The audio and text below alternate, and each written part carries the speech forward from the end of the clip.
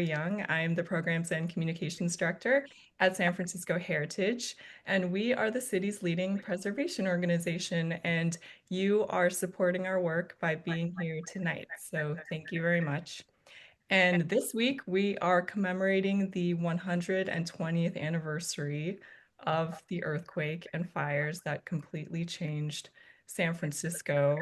And we tonight are going to learn about one of the disaster's enduring architectural and cultural legacies, earthquake relief cottages. And we are very lucky to have our president and CEO, Woody LaBounty, lead us on this journey as he's had extensive experience with what we call earthquake shacks throughout his career as a historian and preservationist. Not in 1906 specifically, but after that. And so let's get started, and I'll hand it over to Woody. Thank you. I muted some of you and turned off your video. I hope that's okay, just so we don't echo and we can see what the screen's going to show, which I will share right now. We'll get ourselves started. Let's see. I think this is it. Okay. Carrie, can we see that? Yeah, we're good. Yep, we're good. Thank you all for coming. Tomorrow is the 120th. Wait, is it tomorrow? I don't even know what day it is. No, Saturday, something like that. Coming up is the 120th anniversary of the 1906 earthquake and fire. It is also the 20th anniversary of a project I was involved in with David Gallagher, who's on this Zoom tonight, to save a few earthquake cottages. So it's a nice little anniversary for everything. Let's get right into this and talk about these, what I guess people would call tiny houses today, and how they were important not only to San Francisco history, but to how we think of disaster relief and housing people. It's still a relevant topic, and it was a very creative solution that San Francisco came up with after the 1906 earthquake and fire. I'm going to close my little thing. Okay. Let's get started then. Let's see. Real quick, San Francisco Heritage, our mission is to preserve and enhance San Francisco's unique architectural and cultural identity. We're a nonprofit that's been around for more than 50 years. We work to preserve not only buildings and architectural heritage in the city, but also think about things like legacy businesses and cultural heritage.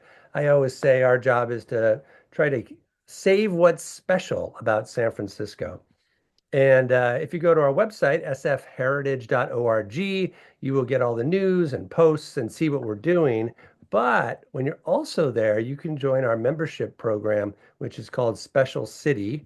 And that'll take you to this great site called specialcity.sfheritage.org, where you get a weekly email. Actually, every couple of weeks, we send an email. And then if you're a special paid member, you get special treats and bonuses and benefits. I'll give you a great example of that. We have another talk happening, a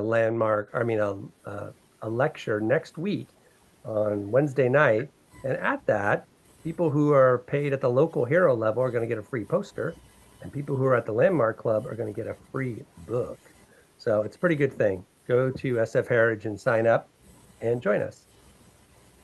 All right, let's just talk about kind of today. So, homeless people, unhoused people in San Francisco. There was an experiment done not too long ago to try to build some tiny houses to see if we could address that problem in San Francisco.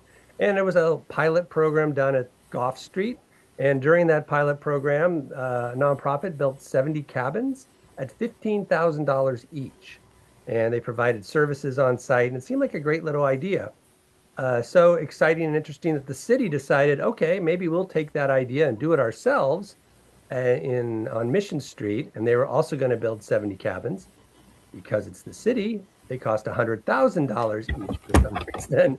So I just wanted to give you that background because we're going to talk about how San Francisco dealt with this in 1906 and what the relative costs were of that. All right, we're going to start with the disaster first. 1906, April 18th, an earthquake hits in the early morning at 5:12. It is a very large earthquake. But what follows is even worse, which is a series of disastrous fires that grow into a huge maelstrom and devour a good chunk of the city, including its core, its business district, shopping district, and a lot of worker housing in the Mission and North Beach. And that is the disaster that kicks off a major change in how San Francisco sees itself, how it develops. And of course, it's suddenly we had a problem, which was more than 200,000 people, about half the city at least, were at least temporarily displaced. They were either their house had been damaged beyond repair, they couldn't live there, or their house burned down, or their tenement apartment, or and so suddenly you have this situation where hundreds of thousands of people need a place to stay, and they need services, and they need a roof over their head, and they need food.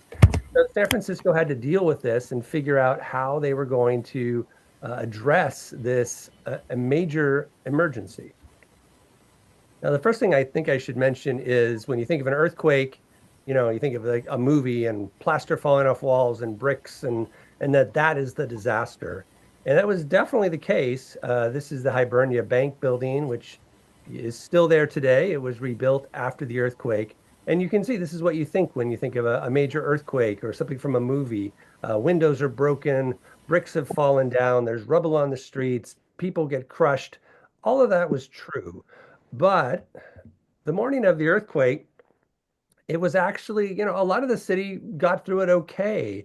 And people went out immediately to sort of sightsee and look at the places that didn't do well. We had wood frame buildings that were knocked out of plumb or leaning in different parts of town where the soil had liquefied or where there were creeks underneath or landfill. And some were quite dramatic and scary, and people did die. Like this is in the Tenderloin on Golden Gate Avenue. But I think what people don't understand is it was the fires that followed that was the true city-changing disaster for San Francisco. The morning of the earthquake, places like factories and warehouses down south of Market that had large boilers and they had chemicals in these places. The earthquake shook everything up, knocked things down, and started some major fires. There were some on the Embarcadero north of Market, and there were several south of Market. So these fires get started. The water mains are broken. The fire chief is killed when a chimney falls on him in his bed. And so the city is struggling to contain these fires right away. But people go out, they get dressed, they go to work sometimes. They think, wow, that was a crazy thing. Let's go out and kind of see what happened to the city, and I'll go to work and let's just see what's happening. And I think there was a real sense of surprise that this growing disaster wasn't over. The earthquake was just part of it. So here you're on O'Farrell Street, and you can see on the left the whole facade of that building fell out, and you can see people's rooms and their bedrooms and the wallpaper. But what people are concerned about is not the rubble on the street, but what they see in the distance behind what was called the Call building at the time. And that's a fire that is growing and growing and starting to move west. The Call building was sort of like the Salesforce Tower of the time, you might say. It was the tallest building. It's still there today. It's called the Central Tower. It's been heavily modified at the top. But this is the symbol of progress and San Francisco's status as the financial center and the major American city on the West Coast. And later that day, when the Call building catches on fire and the flames go up the elevator shafts, I think people started to realize that we were facing something a little more than just some shaking and a few fires downtown. People started actually thinking, maybe I need to get out of town. This is how it looked from Dolores Park. So you're in the Mission District the morning of the earthquake, and you can see these massive fires have really started south of Market. I love this kid's expression. He's really kind of saying it all here. This is often where, if you went to Dolores Park today and you kind of sat on that little knoll up there in the grass, this is what you're looking out at. On the left is Mission High School, the old Mission High School. We're going to come back to Dolores Park repeatedly because this was a site that's a great way to show how the disaster relief progressed after the 1906 earthquake and fire. As you can see, as a park, it wasn't much at the time. It was pretty much a big empty lot, kind of sandy. Okay, fire starting. People were starting to think, all right, maybe it's time to pack up and get out of the way of this. And very early, you had people who were displaced in the Tenderloin or south of Market and had already started carrying trunks and their belongings to places like Union Square, where they thought they were safe for a while. And people started realizing more and more they had to keep moving west. So you started having people look for wagons, look for horses, pack whatever they can. You see pictures of a lot of people with carrying trunks, their parakeets in cages, just basically anything they can carry. The fire grows, and what's worse is a second fire, we'll call it a second major fire, starts in Hayes Valley. They call it the ham and eggs fire. And it starts when a woman tries to basically cook breakfast, and the flue is damaged, and it starts a whole nother fire in Hayes Valley. Uh, that fire starts moving east and south, while the other major fires are moving west and south. Now you have these firestorms converging, and this is a good kind of view from Lafayette Park. As you can see, the two different uh, funnels of smoke, and they start moving west, and people are really starting to get concerned at this point. Here it is also from Potrero Hill. You can see the fires on each side getting closer and closer to the Mission District.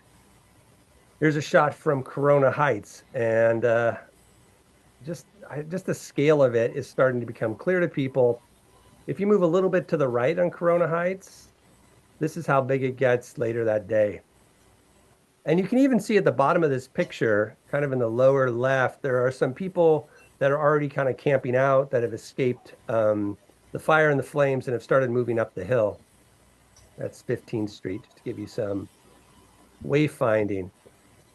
Okay, at the end of 3 days of fire, when it's finally stopped along Van Ness Avenue and 20th Street in the Mission District, the damage starts getting tallied. We have 4.7 square miles of the city burned, 508 blocks lost, 28,000 buildings burned.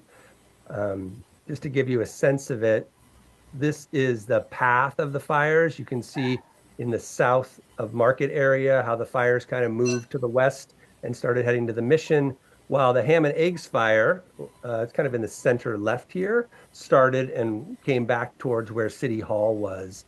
And then I think the big tragedy, when I look back on this, if you go back in time, is that third day of fires was really just very depressing because they kind of had it contained, and then they lost control of it on the west side of Russian Hill, and the fires basically went back east and north over to Telegraph Hill and North Beach and just kind of gutted that whole area. So you look at pictures after the disaster, and it really feels like a totally bombed out city after a war. This is south of Market. You can see the rubble and what the fire has done. A lot of the steel frame buildings, the more modern ones, got through the earthquake pretty good, but the fire ended up gutting them along the way. This is a view to Telegraph Hill, just to show you how North Beach fared. And up to Telegraph Hill, that's St. Francis of Assisi Church, still there today, rebuilt. And just to kind of get a little personal with this, my great grandparents, I had family here that lived through this as well. And this is my great grandmother, Ruth Neat, at the site of their family home. They didn't own it. They were renters. She had her children there. She had her husband there. They had a couple of boarders in the flat they lived in. So we're talking about like 8 people who were suddenly without a home. Add to that, industries, jobs, everything was lost in this fire, and people suddenly were feeling like, I don't have a home and I don't have a job. What's next? If you look at this photo of a sort of impromptu refugee camp that formed in Hamilton Square just after the fires are done, to give you a little wayfinding, this is in the Western Addition. On the left there, you see that row of Victorians. That's on Gary Boulevard today. In the distance, that hill is Lone Mountain. which had cemeteries on it at the time. So we're looking a little southwest.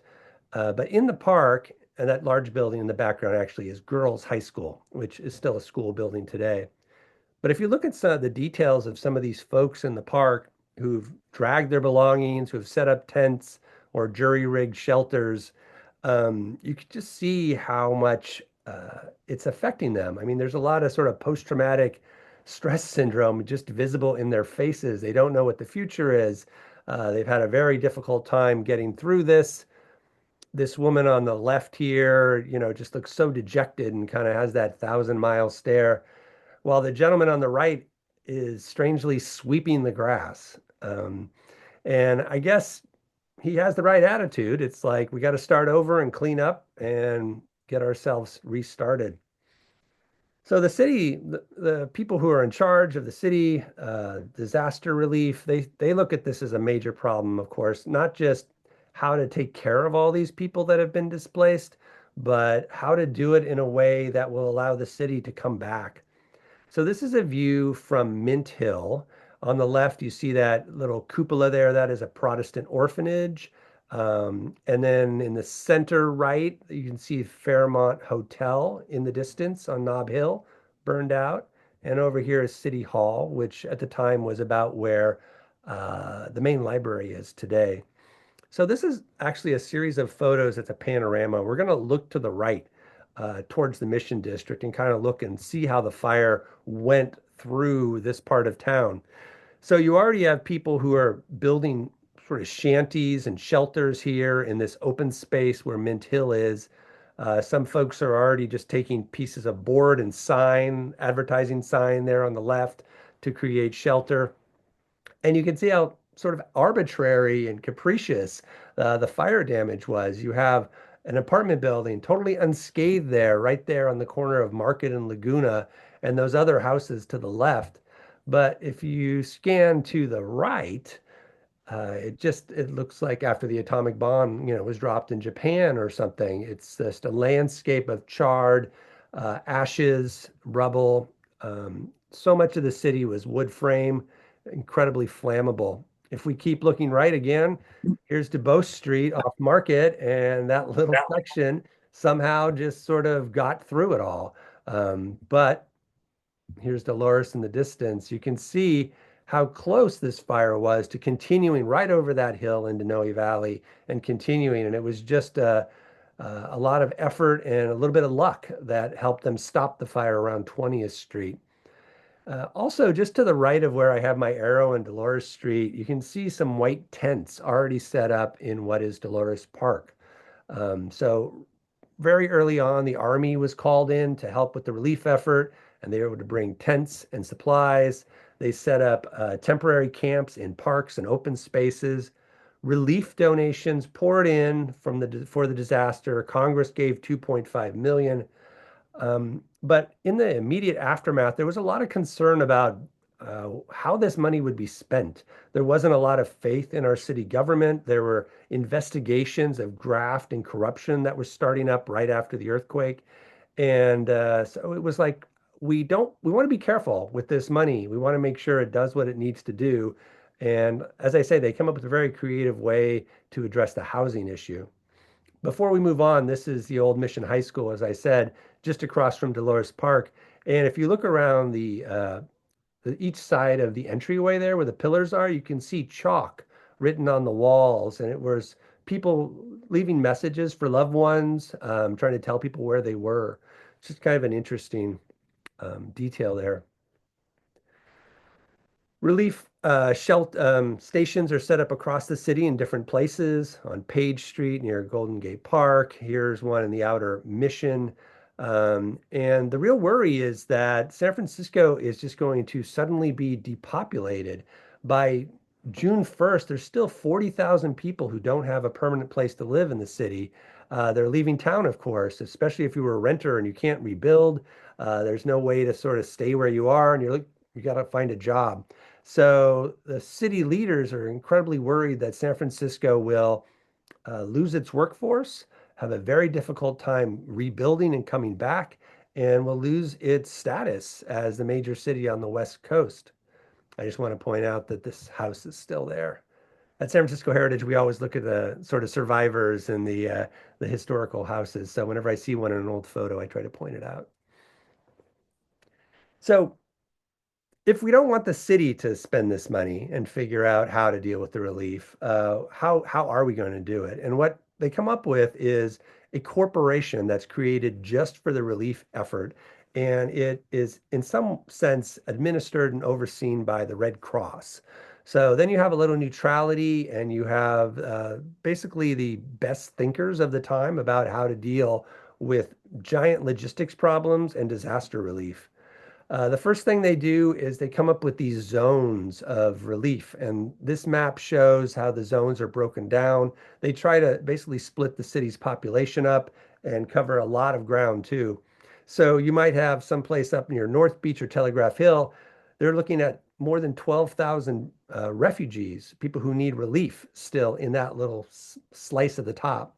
Whereas down in the southwest of the city, which is mostly unpopulated, and very undeveloped, no matter what this map looks like. You have 24,000 in that much larger area. So they split it up in that way to figure it out. This is the burn zone of where everybody got burned out and where the city burned down, essentially.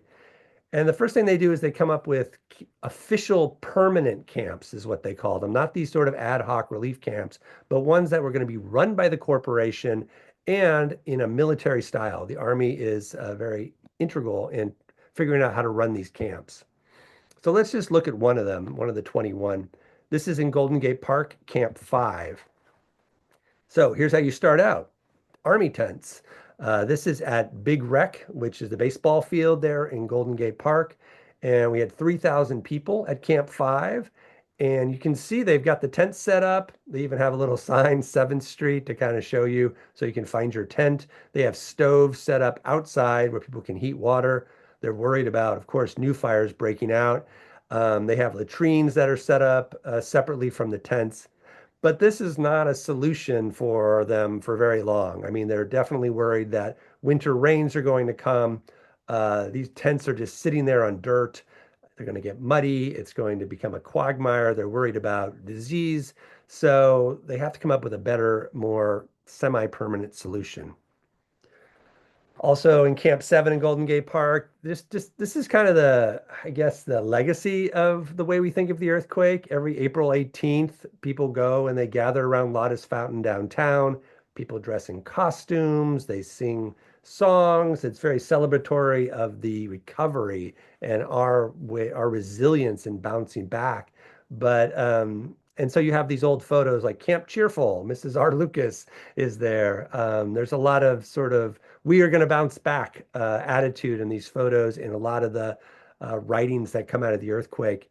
But it really was a problem and a disaster that people had to recover from. So in the summer, those tents get an upgrade. They get floors put in so that people aren't on dirt, essentially. And let's look at 19, Camp 19 around that time. This is in Dubose Park, over there in Dubose Triangle. And you can see they have some larger tents which are set up for, they have school for the kids. They have medical attention that's offered to the refugees in the camp. And people are assigned to the camps. They apply to camps later, but at first it's very much like living in a military situation. Camp 18, this is kind of a fun one, and it's going to get to more of how we get to earthquake cottages. So this is Dolores Park. We're looking southwest from like 18th Street in Dolores, up at Dolores Park. And you can see in the distance, we have the army tents that are set up, and they're starting to kind of get themselves all set up for their camp. Whereas down closer to 18th Street, it's more of the ad hoc shanty town that people are setting up or having their own little thrown together sheds and tents. A couple months later, this same view changes, as you'll see. But I just want to quickly talk about, we talk about the camps, we talk about the refugees in these camps. There's still tons of people who are kind of roughing it, who are what we might call in unofficial camps, like that lower one in Dolores Park. As late as September, there's 15,000 people living in empty lots, in parks, outside of the system, not participating. So the Relief Corporation has to kind of figure out how to incorporate those folks into the system. That's the Sharon building just off Children's Playground in Golden Gate Park, which was heavily damaged but rebuilt. Okay, how are we going to do this then? So we have the tents, they're not quite working. We have these people in the bushes. We don't want them living there. So we want to draw everybody in and give them some real shelter. And they come up with a great idea that they called the cottage plan. 5,610 little houses, little cottages were built. This has a lot of benefits. One is they're sturdy and they're resilient for the weather. We talked about that. Two, you can put a lot of people to work to build these cottages. So all these union carpenters, and it was union work that built them, can be put to work, and it gives them an incentive to stay in the city and have jobs. They start construction on these cottages in the camps in August 1906. At the height of the cottage plan, there's more than 16,000 people who live in these cottages. And it's kind of funny, a lot of the conversation points we might have today about relief are the same then. There was this sort of fear of giving anybody anything for free, that they might not want to work or they'd live off charity for the rest of their lives.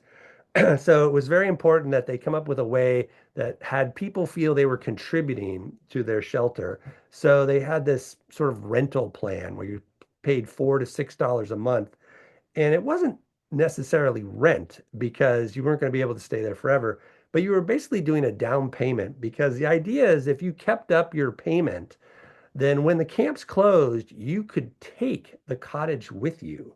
And you basically would own the cottage and be able to set it up in an empty lot and have a home of your own. So it was sort of an installment payment plan on the cottages. How much did these cost to build with the carpenters and the materials? $157 was the average cost of an earthquake cottage, which would be $5,760 in 2026. A little cheaper than $15,000 or $100,000 that the city was talking about a couple years ago. All right, back to Dolores Park. Tents in the upper part, shantytown in the lower.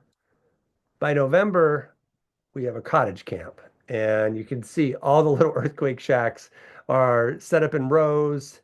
You have more than 1,600 people who live in this camp 18 in Dolores Park. And I think it's kind of interesting. You can see how they basically make use of the space all the way up the hill. And you can see right up there along Church Street, the little cottages kind of rolling up the hill there. Um, you could also get a stove, and most cottages had little Franklin stoves in them that you were supposed to pay a little extra for. But this plan essentially brought what I think of as the three S's to disaster relief. The stove provided heat and a place to do a little cooking, although they did have separate, larger kitchens that were commune kitchens, you might say.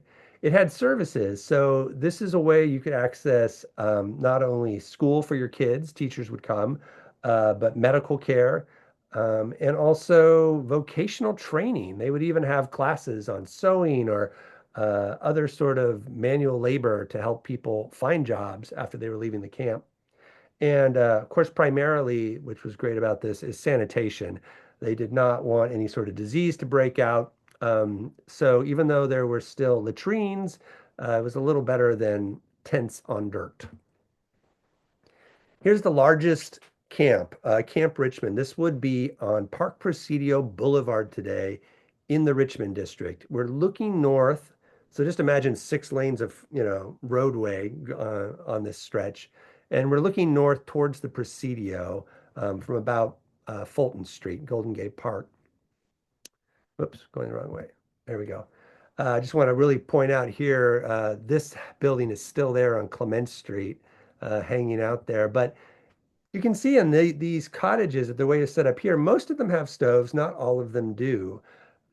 And the other thing that people were worried about with the camps is they were going to be, they were taking away people's parks, which is understandable after the disaster, but B, that they would be a drain on the neighborhoods in which they were set up. It's the same arguments you hear today, people worried about unhoused people in their neighborhood and what are you going to do about it? We don't want them here. Uh, what was interesting is the merchants loved the earthquake cottages and the camps because all those folks with any extra money they had, they would go to the bakery and they would go to the restaurants and they would buy supplies on Clement Street and California. And so it actually was kind of an economic boon for neighborhoods like the Richmond district. So it was great, more customers. Let's, there we go. Just to give you a little sense of what life is like and what the cottages were like. So there's a lot of children that show up in these photos for sure, but you don't get the sense of what they look like, the cottages in the black and white photos. So these colorized postcards give you a little hint. They had these green, park bench green paint that was used on the sides of the cottages with, I guess, some sort of idea that they would blend in better in the parks if they were green, the same color as a park bench. Um, but people, like you'd see, they had their laundry out. They made little sort of ironic or funny street names for their alleys. They called their little places Hotel St. Francis and things like that. Excuse me. And each cottage was built basically to spec, although there were some variations. So they were painted green. They had redwood walls, and the walls were basically held up by the roof was held up by the walls. There's no real corner posts in an earthquake cottage. It's kind of interesting when you get inside. The roofs were cedar shingles. They had fir floors, and they came in generally, we've seen some variations, three sizes, kind of a small, medium, large. The smallest were about 10 feet by 14 feet. You'd have like maybe one person or a couple living there. Then you had a 14 by 18 foot, which we call a type B. So we have type A, type B, and then a really large one, which are pretty rare, 18 by 24, we call it type C. And all those survive, but the type A's have mostly survived, which I'll tell you why in a little bit. Okay, here we are in Moscone Field, which is called Lobo Square at the time. That structure you see in the distance, that kind of round pipe thing, that's a gasometer. It helps create natural gas. That is the site of the Marina Safeway, by the way. So prepare for that development plan of whatever that 20-story building is right there. You can see it starts off with tents. It's one of the larger camps. It has almost 5,000 people. It was the last to close. And this is what it looked like with the earthquake cottages. Lobo Square also was where there was definitely segregation going on back then. Uh, Chinese refugees, people of color were mostly sent to Lobo Square. So there was some segregation, although the Chinese population basically looked after itself, and there weren't too many who actually needed relief efforts after the first month or so. And again, we're trying to keep workers in the city. So a lot of these camps were built near where working class people had their jobs. So this is over on Potrero Hill, and it's right near the Union Iron Works plant there where they're making ships. And you have to have these camps and these shacks, these cottages near where people's work is. What I love about this is look how the carpenters just kind of like, again, put these cottages right on the side of this hill. You can see the stilts underneath that center section of cottages there. Franklin Square in the sort of mission area and 1,000 people. These are little villages, they're little cities in themselves. So for about a year, this is what the situation is. And then August 1907, the city's like, okay, we want our parks back. Time to clear the camps out. So the Park Commission formally requests that the corporation, the Relief Corporation, close the camps and the parks can be returned. It is time for those people who paid those installments to get their cottages and they want them to move them. So this is an article about the enrichment of the refugees. They suddenly, most of them are renters, of course, now suddenly have a chance to have their first home, a little cottage in the country, if they can move their earthquake cottage to a lot. And I think it's just surprising to me. Of course, they wanted to clear these parks out, but you have some 5,600 cottages. 5,300 of them were moved. It would cost about 12 to 25 bucks to hire a guy with a wagon and a couple of horses to move the cottage to a lot of your choosing. The rent was supposed to be refunded, the little installment plan you paid, and then they would hook them up to these teams of horses, and they went all over town, even out of town. So here's Presida Park, just next to Bernal Heights. You can see one being moved. It was a relatively small camp, but Bernal Heights ended up with a lot of these cottages, let's say semi-permanently up on the hill. I think because they had small lots, and so the cottages fit well on them. But there's only, 520 people in this camp and not that many cottages. A lot of them end up going up the hill. And the last one to leave is this one at Eddie and Octavia off Jefferson. And you can kind of see how they do it. These are very light and simple structures. They take the stovepipe off the top. They put a couple of support boards to kind of keep the whole thing together as it rolls through the streets. And there are thousands of cottages going up and down the cobblestone streets of San Francisco in late 1907 and early 1908. So you're supposed to, the Relief Corporation wanted the refugees to get the cottages. Think of like the FEMA trailers after, Hurricane Katrina, it's for the people, right? But they also wanted their parks emptied. So there was a big rush at the end, and a lot of speculators and real estate dealers and landlords picked up a lot of cottages for cheap and made little rental communities. So this is in Daly City, kind of near top of the hill, Daly City, and a whole bunch of them were moved there to be rented out. Here's another little batch of cottages that were done kind of near the Daly City BART station in a place called Villa Maria. And this is some of them are kind of still slums, and the Relief Corporation was worried about that they would sort of take advantage of the refugees' needs. But some of them were done very nicely. This is on 14th Avenue, just off Park Presidio Avenue and California Street in the Richmond district. And on the left there, you could see some of these earthquake cottages have been nicely modified. They have little bay windows put in inside the gable, and they look like actually kind of nice places to rent. So they go all over town. They get modified pretty quickly. I actually interviewed a few years ago a woman who was 103 years old and had grown up in one of these earthquake cottages. And she mentioned how her father, the minute they got that cottage on their lot, they shingled over it quickly. They just put a new layer of shingles on all the facades. And there was this sense of shame, she said, that they wanted to hide that they were refugees from the earthquake. And so as quickly as possible, these cottages would be painted, added on to, shingled over to kind of hide their origins. But a lot of them are just done this way this one on the right is, which is you take maybe not just one cottage, but you get a second one and combine them in an L or a T or a long I to make a larger living space. And really all you have to do is add a bathroom and a kitchen somewhere in this. So if you look through historical photos over time for the next 20, 30, 40 years, these people aren't trying to take pictures of these cottages, but they pop up everywhere. So here we are near Castro and 26th Street, and you can see on the right, there's a little row of them right there, totally recognizable as earthquake relief cottages some 20 years after the disaster.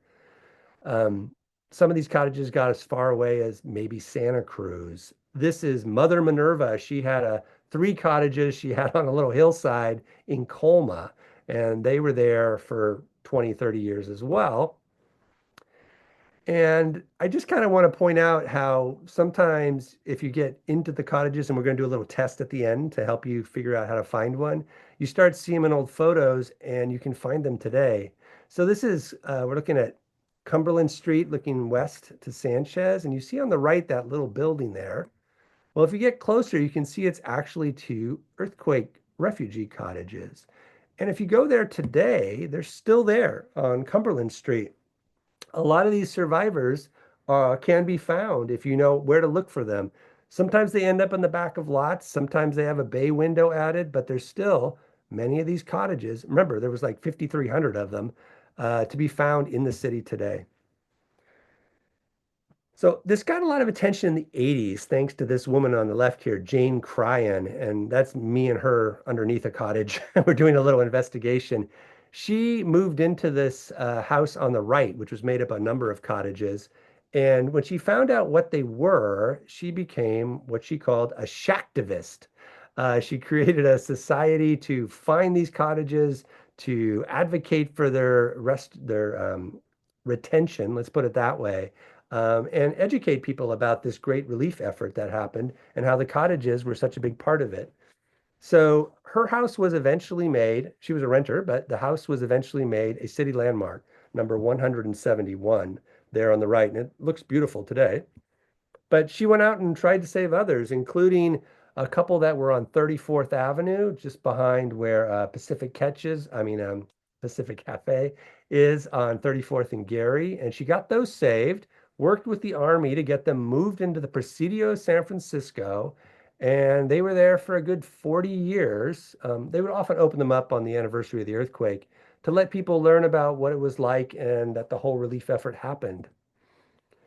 Somehow I got involved in these more than 20 years ago because of these two little buildings on Kirkham Street in the outer Sunset. The owner wanted to get rid of them. They were earthquake cottages, we thought, and we started an effort to try to find a new home for them.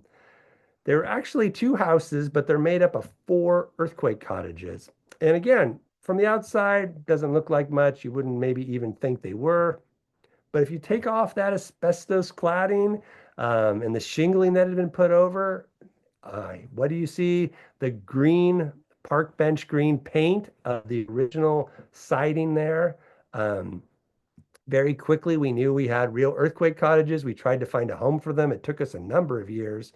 Finally, the zoo and a lot of volunteers, including Sheedy Crane, stepped up for us. We got them moved with volunteer union carpenters, took them to the zoo. It was a very fun procession down the Great Highway when you could do that. And we got into the zoo, had them in the back lot there, and did restoration work because the 100th anniversary of the earthquake was coming up. And we were lucky enough to work with the city and some other partners to get one of these restored earthquake cottages out there on Market Street with information about the whole cottage plan and the relief effort. And we had more than 15,000 people tour through that shack in April of 2006. Today, it is back at the zoo. It's on display. It needs a paint job. And we were able to save two of the other shacks. They're at a place in Oakland. But that's what often happens because people want something else to go where these little tiny cottages are, and suddenly you're scrambling to find a home. Let's do a little reconnaissance. We'll walk around. Here's Clement Street in the Richmond district. Obviously, what does that look like up to you? It looks like a little earthquake cottage, and there's some little clues that you can get. The rake of the roof, that little pup tent shape of the roof, not too steep, not too shallow. That's a good sign. Here's a type B, slightly larger. Again, that roof shape is a very good hint that you might have an earthquake cottage. Here's another one in Potrero Hill. And again, there's some modifications done. People put little windows in the gables of this, but that little roof angle is what's tipping us off that these might be earthquake cottages. This is up on Bernal Hill, and you can see there's two cottages here. I always love these because if you're up on Bernal Hill looking to the east, you can see these kind of from above. The woman who had them, she knew they were earthquake cottages, and we just had to do a little digging in her walls, and we found newspapers lining the inside of the walls from 1906, used as early insulation. And that's another clue you might find looking for earthquake cottages. So let's get into how to do it. Carrie, are you there? I'm gonna use you as my little Yes. test case. I'm gonna teach you, Carrie, how to identify a shack, and we'll go from there. So first of all, remember roof pitch. That was a big deal. So on the one on the left, that's an earthquake cottage. It's got that shallow roof. See on the right, that little gabled roof sticking up the top? That is too steep. That is too steep for an earthquake cottage. Mhm. Okay, second clue. Shacks often are in packs because you would take these two or three and put them together. So here's a good example. On Moultrie Street, you had two earthquake shacks that are lined up in a row, and that little pop out is the bathroom. So if it seems like it's a modular design, there's a couple of them together, that's a good clue. Here's another little set on DeLong out in sort of the Ocean View area. And David. Yeah, David Gallagher when he was young. And the other thing is size. People, I think this is the thing that they see something that looks like it could be a little cottage and they think it's an earthquake shack, but they're generally very small. So the one on the left is the ones we saved on Kirkham Street. The one on the right, somebody thought was one. It's just too big. I mean, it's just too large. It's just built Mm. at a scale way bigger than the ones that were in the parks. Then there's little details, which are fun if you can find them, but they're hard. Six light windows, little, six different, a window that's broken into six panes like that. That was the sort of common window treatment for all the shacks in the park. You don't see them very much anymore, and most of them have been replaced in the shacks that were saved. So if you find one of those, that's great thing. And then this exposed rafter tails, that was another sort of signature design. The rafters kind of going out over. And if that's kind of retained, that's another clue. But here's the clinchers. If you're able to dig into the walls and you see park park bench green paint in there, that is a really good sign. And of course, if you find insulation that is from 1906, you're pretty much You're able to get into the walls. So yeah, you're which people can because often what's happening is they're trying to do a construction project or an addition or they want to move them. So often we can kind of get into the walls. All right, here's another good example. These were on, I think, Moultrie. Just the newspapers you're going to find inside. wow. Okay, ready, Carrie? We're going to do the test. I'm going to have you make the guess. Okay. See if you can spot the shack. 150 Montcalm. Do you think it's an earthquake cottage, Carrie? Mm, Oh, already it's hard, huh? no. It's really easy. You just have to say yes or no. No. No, let's find out. Let's find out if you're right. You're right. Yes. It's not an earthquake cottage. Look at that roof. That's a hip roof, right? We don't have the little gabled roof. It's like a Too four. wide, right? Yeah, and it's also kind of big. It's kind of big. Yeah. So that is not an earthquake cottage. All right, we'll give you another one. 48 Cortland, Carey. Is it an earthquake cottage? Yes. You're right. It Yay! is.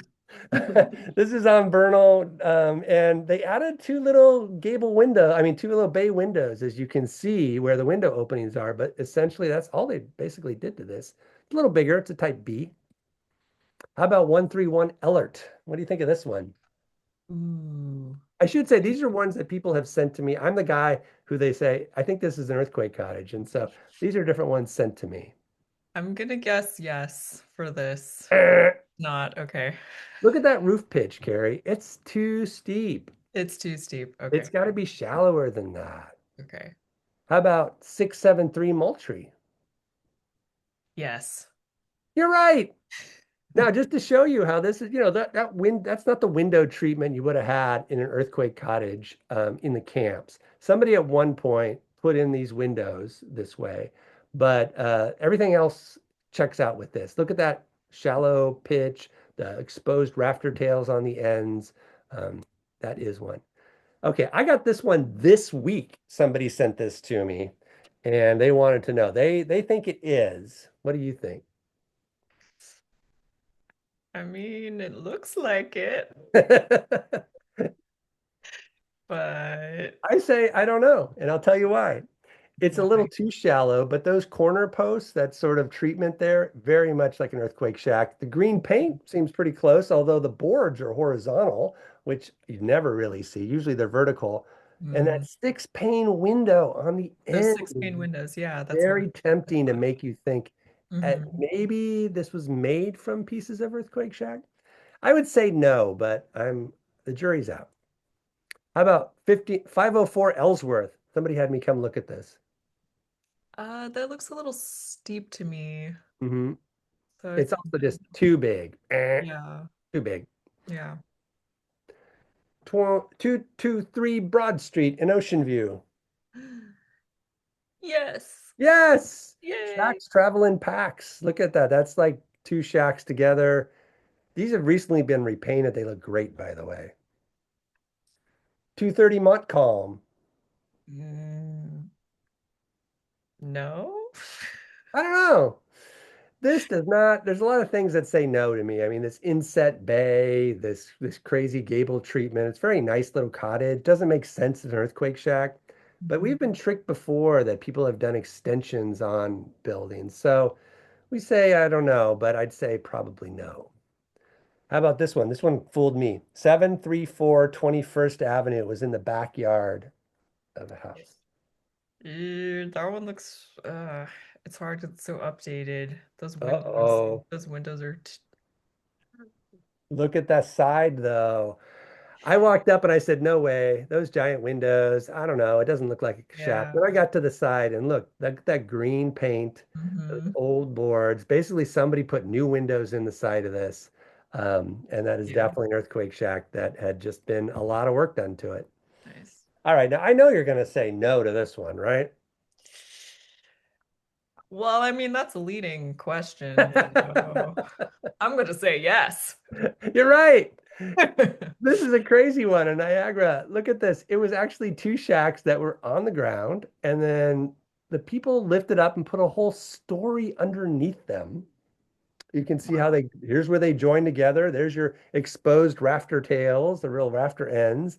And they basically made this giant house with a floor That's a underneath lot of them. effort. I'm I know. surprised at how much effort some people are going through Right. to adapt their houses. Their And I think it's kind of sad because this is not romantic, does not say earthquake shack like that does. Mhm. Okay. And this is the real problem. You know, we work for a preservation organization. So, of course, we like earthquake cottages and we want them restored. We want them saved, but they're small. San Francisco real estate is so valuable and such a commodity that people, they don't want to keep a little cottage and rent it out. They want a giant house. So, here's 45 Bronte Street in Bernal. And if you look, just give you an example, it's 480 square feet. This is what we might call a naturally affordable house. It's not very big. It's not going to rent for very much. It sold in April 2022 for how much? $645,000. A deal for San Mhm. Francisco real estate. Mhm. Um, but like all of these cottages, they're pretty beat up. I mean, what I loved about this is layers of different roofing material put here. But if you zoom in here, you get under that third layer, you can see the original cedar shingles of the cottage that was in the camp more than 100 Oh. years ago. So it would be really cool to restore this building. Unfortunately, it was torn down. And of course, they're building a very large building on that corner. And it's that pressure that has been difficult to try to save earthquake cottages. Uh, a great example right now is in Noe Valley was this cute, darling earthquake cottage, two of them actually, at 369 Valley Street with a little, somebody added a bay on the front.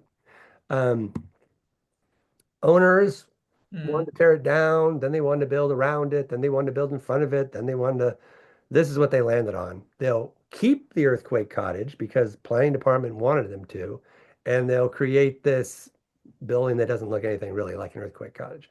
But the Mhm. planning department, everybody went along with it over a lot of objections because, why are we saving something if it doesn't sort of convey its meaning and significance anymore? But this is what got approved. Then, here you go. They start tearing out the siding. You can see that green park bench green wood again. Definitely earthquake cottages. Contractor goes overboard. Tears out all the original wood. Not supposed to have done this, did do it.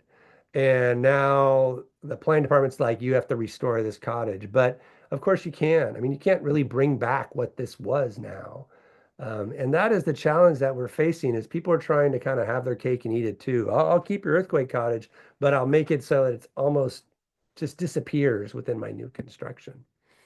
And even when cottages are saved, like these two shacks that were on 34th Avenue and moved to the Presidio, even when they're saved, they're never quite saved.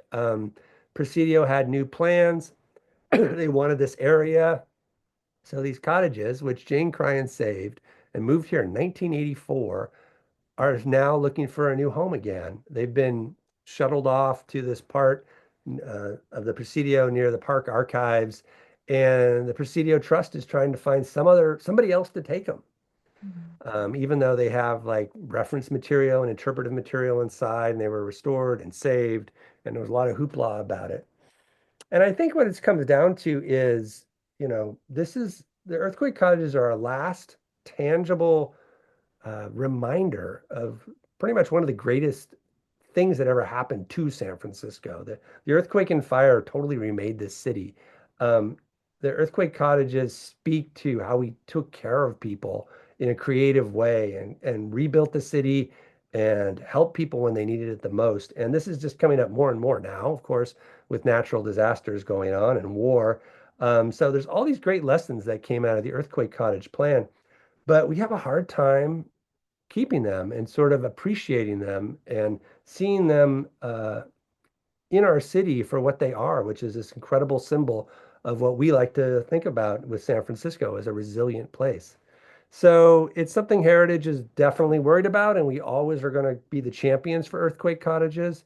Um, and I hope everybody kind of takes that to heart. And when the next sort of earthquake cottage crisis comes up, that you all rally to preserving it and keeping it.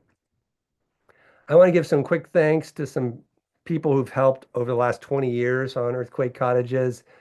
John Blackburn, very helpful at the Bernal History Project, was sort of a shacktivist himself. Butch Byers is trying to find a home for those Presidio cottages right now. Jane Cryan is the original champion. John Freeman and David both helped me so much with the Kirkham Shacks and research. Mark Norton is the champion of that Valley Street property, and Georgia took some pictures there for that too. So thank you to all you folks. And I just want to dedicate this to my great grandparents who met in the earthquake refugee camp, fell in love, and got married that November. So if it wasn't for the earthquake, I wouldn't be giving this talk. That's an amazing photo. Yeah, it's kind of nice. Yeah. All right, that's it. You know how to get hold of Heritage, more here, and I'm happy to answer any questions, Carrie, if we have any time. What do you think? Oh, we have one from Brian. Are there any contemporaneous photos of cabin interiors with their original tenants that survive? I wish. The photos that were taken of the cottages in 1906, 1907, 1908, they're all exterior. And I think it's partly just technology limits at the time for photography, but also you're not going to see much inside. It's basically would be a cot, uh, some belongings, a trunk or two.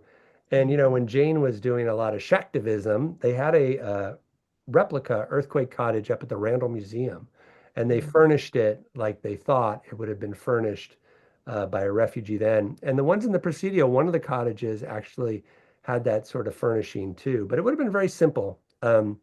So yeah, we would love to see more photos of the interior of cottages, just so we understand a little bit better what they look like inside and how they were used, how they were modified by the people who lived in them. Yeah. Does anyone else have